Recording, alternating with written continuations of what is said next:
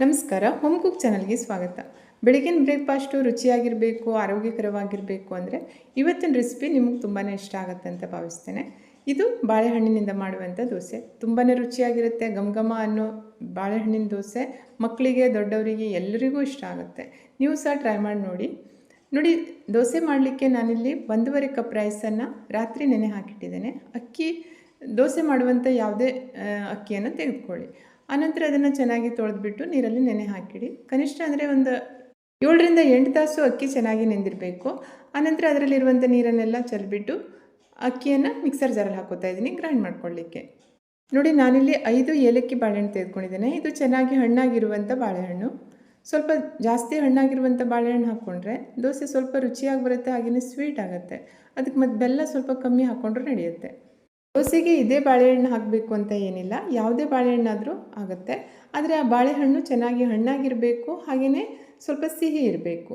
ಮೊದಲಿಗೆ ಇದರ ಸಿಪ್ಪೆಯನ್ನೆಲ್ಲ ತೆಗೆದು ಆನಂತರ ಇದನ್ನು ಅಕ್ಕಿ ಜೊತೆ ಸ್ವಲ್ಪ ಕಟ್ ಮಾಡಿ ಹಾಕ್ತಾಯಿದ್ದೀನಿ. ಕಟ್ ಮಾಡಿ ಹಾಕೋದ್ರಿಂದ ಬೇಗ ಗ್ರೈಂಡ್ ಆಗುತ್ತೆ. ಆನಂತರ ಇದಕ್ಕೆ ಅರ್ಧ ಕಪ್ಪಷ್ಟು ಹಸಿ ಕೊಬ್ಬರಿ ತುರಿ ಹಾಕಿದ್ದೇನೆ. ಅಂದರೆ 1.5 ಸ್ಪೂನಷ್ಟಿದೆ, ದೊಡ್ಡ ಸ್ಪೂನ್ನಲ್ಲಿ. ಹಸಿ ಕೊಬ್ಬರಿ ತುರಿ ದೋಸೆಗೆ ಹಾಕೋದ್ರಿಂದ ಟೇಸ್ಟ್ ತುಂಬಾ ಚೆನ್ನಾಗಿ ಬರುತ್ತೆ. ಹಾಗೆಯೇ ಒಂದು 2-3 ಏಲಕ್ಕಿ, ಒಳ್ಳೆ ಪರಿಮಳ ಬರುತ್ತೆ. 10ರಿಂದ ಒಂದು 15ರಷ್ಟು ಕಾಳುಮೆಣಸನ್ನು ಹಾಕಿದ್ದೇನೆ. ಕಾಳುಮೆಣಸನ್ನು ಹಾಕೋದ್ರಿಂದ ದೋಸೆ ತಿನ್ನುವಾಗ ಅದು ಸ್ವಲ್ಪ ಖಾರ ಬರುತ್ತಲ್ಲ, ಅದರ ಟೇಸ್ಟ್ ತುಂಬಾ ಚೆನ್ನಾಗಿರುತ್ತೆ. ಆನಂತರ ಇದಕ್ಕೆ 3 ಸ್ಪೂನಷ್ಟು ಜೋನಿ ಬೆಲ್ಲವನ್ನು ಹಾಕಿದ್ದೇನೆ. ಇದು ತೆಳ್ಳಗಿನ ಬೆಲ್ಲ. ಈ ಬೆಲ್ಲ ಇಲ್ಲ ಅಂದರೆ ಅಚ್ಚ ಬೆಲ್ಲ ಆದರೂ ಹಾಕೋಬೋದು. ಬಾಳೆಹಣ್ಣು ಎಷ್ಟು ಸ್ವೀಟ್ ಇರುತ್ತೆ ಅದಕ್ಕೆ ಅನುಗುಣವಾಗಿ ಬೆಲ್ಲವನ್ನು ಹಾಕ್ಕೊಳ್ಳಿ. ಆನಂತರ ಇದಕ್ಕೆ ಅರ್ಧ ಟೇಬಲ್ ಸ್ಪೂನ್ ಉಪ್ಪನ್ನು ಹಾಕಿದ್ದೇನೆ.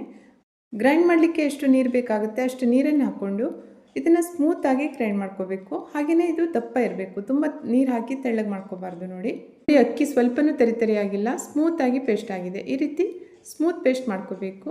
ಆನಂತರ ಹಿಟ್ಟನ್ನು ಇನ್ನೊಂದು ಪಾತ್ರೆಗೆ ಹಾಕೋತಾ ಇದ್ದೀನಿ. ಹಾಗೆಯೇ ಮಿಕ್ಸರ್ ಜಾರಲ್ಲಿರುವಂಥ ಹಿಟ್ಟಿಗೆ ಸ್ವಲ್ಪ ನೀರನ್ನು ಹಾಕಿ ಅದನ್ನು ತೊಳೆದು ಹಿಟ್ಟಿನ ಜೊತೆ ಮಿಕ್ಸ್ ಮಾಡ್ತಾ ಇದ್ದೀನಿ. ಜಾಸ್ತಿ ನೀರನ್ನು ಹಾಕಿ ತೆಳ್ಳಗೆ ಮಾಡ್ಕೋಬಾರ್ದು, ಸ್ವಲ್ಪ ದಪ್ಪನೇ ಇರಬೇಕು. ಇಡ್ಲಿ ಹಿಟ್ಟಿನ ಹದಕ್ಕಿದ್ರೆ ದೋಸೆ ಮಾಡಲಿಕ್ಕೆ ಚೆನ್ನಾಗಾಗುತ್ತೆ. ನೋಡಿ, ಈಗ ಹಿಟ್ಟನ್ನು ಮುಚ್ಚಿ 20 ನಿಮಿಷ ಹಾಗೆ ಬಿಡಬೇಕು. 20 ನಿಮಿಷದ ನಂತರ ದೋಸೆ ಮಾಡಲಿಕ್ಕೆ ನೋಡಿ ಹಿಟ್ಟು ಸ್ವಲ್ಪ ಹುದುಗ್ ಬಂದಿದೆ, ದಪ್ಪಾಗಿದೆ ಅಲ್ಲ. ಈಗ ಇದಕ್ಕೆ ನೀರನ್ನು ಹಾಕೋ ಅವಶ್ಯಕತೆ ಇಲ್ಲ.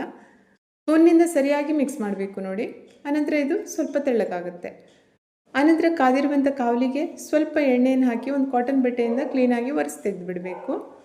ಆನಂತರ ಕಾವಲಿಗೆ 1 ಸ್ಪೂನ್ ಹಿಟ್ಟನ್ನು ಹಾಕಿ ತೆಳ್ಳಗೆ ತಿರುಗಿಸಿದಾಗ ತುಂಬಾ ತೆಳ್ಳವಿನ ದೋಸೆ ರೆಡಿ ಆಗುತ್ತೆ.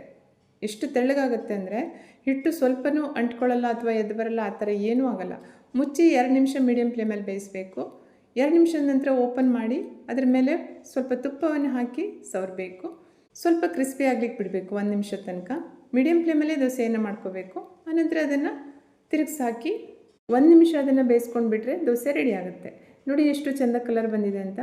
ಹಾಗೆಯೇ ಪರಿಮಳ ಕೂಡ ಚೆನ್ನಾಗಿ ಬರ್ತಾಯಿದೆ, ಯಾಕೆಂದರೆ ಇದಕ್ಕೆ ಮೆಣಸಿನಕಾಳು, ಏಲಕ್ಕಿ ಎಲ್ಲ ಹಾಕಿರೋದ್ರಿಂದ ದೋಸೆ ಘಮ ಅನ್ನುತ್ತೆ. ಒಂದು ಸೈಡ್ ಸ್ವಲ್ಪ ಗರಿಗರಿಯಾಗಿ ಇನ್ನೊಂದು ಸೈಡ್ ಸಾಫ್ಟ್ ಆಗಿರುವಂತೆ ಬಾಳೆಹಣ್ಣಿನ ದೋಸೆ ತಿನ್ನಲಿಕ್ಕೆ ತುಪ್ಪದ ಜೊತೆ ತಿನ್ನಲಿಕ್ಕೆ ತುಂಬಾ ಚೆನ್ನಾಗಿರುತ್ತೆ, ಅಥವಾ ಹಾಲಿನ ಜೊತೆ ತಿನ್ಬೋದು, ಅಥವಾ ಹಾಗೇನೂ ತಿನ್ಬೋದು. ಅಷ್ಟು ರುಚಿಯಾಗಿರುತ್ತೆ. ನೀವು ಸಹ ಟ್ರೈ ಮಾಡಿ ನೋಡಿ. ರೆಸಿಪಿ ಇಷ್ಟ ಆದರೆ ಲೈಕ್ ಮಾಡಿ, ಚಾನಲ್ಗೆ ಸಬ್ಸ್ಕ್ರೈಬ್ ಆಗಿ, ವಿಡಿಯೋವನ್ನು ಆದಷ್ಟು ಶೇರ್ ಮಾಡಿ. ಇನ್ನೊಂದು ರುಚಿಯಾಗಿರುವಂಥ ಆರೋಗ್ಯಕರವಾದ ರೆಸಿಪಿಯೊಂದಿಗೆ ಪುನಃ ಭೇಟಿ ಆಗ್ತೇನೆ. Thank you.